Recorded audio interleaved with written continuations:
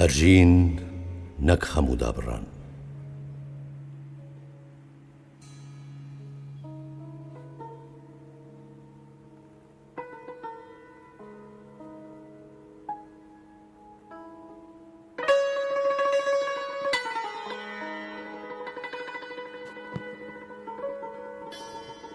وام دەزانی تا دوا ساتەکانی هەناسە و ترپەی دڵت لەگەڵ مندا ئاوێتە بوویت و هەرگیز لێم جودا نابیتەوە. من لە دڵپاچی و ڕاستگۆیی خۆمەوە گشت مرۆڤێکم خۆش دەوێت و لە فەرهەنگی ژیانمدا ڕق هەرگیز جێگای نابێتەوە. چونکە ژیان هێندە کورتە، بەشی خۆشەویستی ناکات. لە بیرکردنەوەکانیشمدا وشەی دابڕان نامۆیەکی نادیارە. پێدەچێت تۆ فرسەتت لە ویژدان و ڕاستگۆیی و بەراعەتی من هێنابێت. ڕەنگە لای تۆ عەشق بازرگانی بێت بە ڕازەکانی دڵەوە، وەلێ ئاخر لە پەیمانی ڕاستەقینەی عاشقاندا و لە ناو دڵدا جێگای نابێتەوە. ئەوان مەستی عیشقێکی پاکیزەیین کە هیچ گومان و ڕاڕاییەک هەڵناگرێت. لە یادم ناچێت ئەو ڕۆژەی گوڵم بۆ هێنایت و لە پێشوازی تا دەست لەسەر سنگ وەک پەیکەرێک لە بەردەم تا ڕاوەستا بووم. چاوەڕوانی جوانترین بژاردەی تۆم دەکرد، بەڵام داخەکەم تۆ بە ڕوخسارێکی نامۆی پڕ لە کابوسەوە لە نێوان گوڵ و دڕکدا دووەمیانت هەڵبژارد و ئاوڕێکت لە جوانی گوڵ نەدایەوە. ئیدی منیش لەو ساتەوە لەوە گەیشتم کە گشت چیرۆکە تراژیدیاییەکانی ژیان لە حەقیقەتەکانی ئەم ئازار و دژواریانەوە سەرچاوەی گرتووە. لە مێژە دەزانم کە دڵی پڕ ئەوین لە لای زۆرێک وەک پۆڵایە و کەس ناتوانێت پێی پێبەرێت. گەلێک جاران ناحەزانی عەشق دزە دەکەنە ناو کۆشی ئەوینەوە و بێڕەحمانە ماڵەکانی پڕ لە خەندە و سەمای عەشق وێران دەکەن و باکیان نییە لە هیچ شتێک.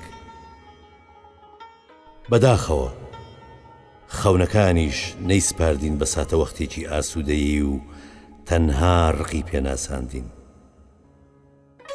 ئەوە منم بە ناخ و دەروون و ویژدانێکی زیندووەوە.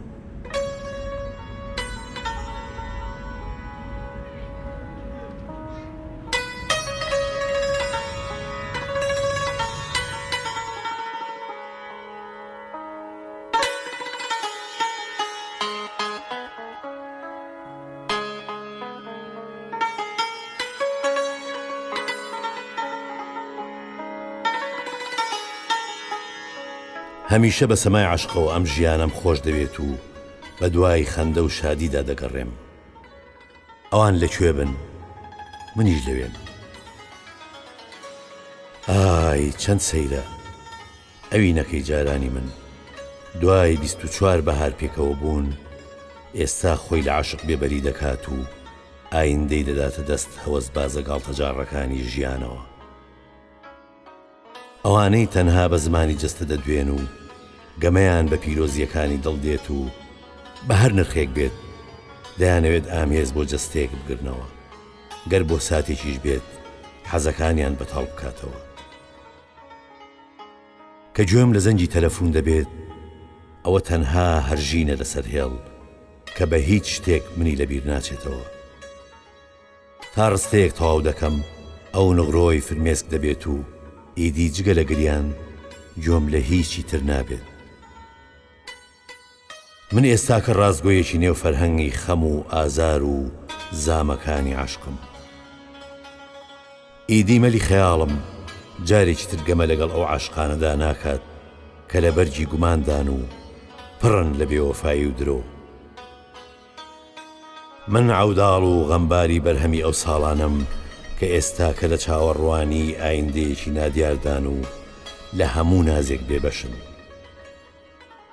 من هەرگیز گیان ناهێڵم و بە دڵ و گیان هەتا ئەبەد لەگەڵیاندام. خۆزگە ئەم تراژیدیایە ڕووی نەدایە، وەلێ ئەفسوس. عەشق لای ئەو بازبازێنی ئارەزوو بوو، بۆیە بەڕستەیەک هەموو شتێکی کردە قوربانی هەوەسێکی بێمانە. لەم بڕیارە ناهەموار و پەلەیەدا هەموو جوانیەکان تەرە بوون و هەزر حاشای لە خۆی کرد و عەشقیش بە شەرمەوە سەری خۆی هەڵگرت بەرەو نادیار. لە دواوتەدا پێیوتیم ئیدی جارێکی تر ناگەڕێمەوە بۆ ئەم مەملەکەتە وێرانەیە کە مرۆڤەکانی لە زمانی خۆشەویستی و ئەوین ناگەن. ئەوە من بووم لە هەر شوێنێک شنەی شەماڵ لە ڕوخساری دابم، سروتی ئاوازی جوانترین گۆرانی لە گوێمدا دەنگی داوەتەوە و تۆم وەک جوانترین دیاری خوددا ناساندووە.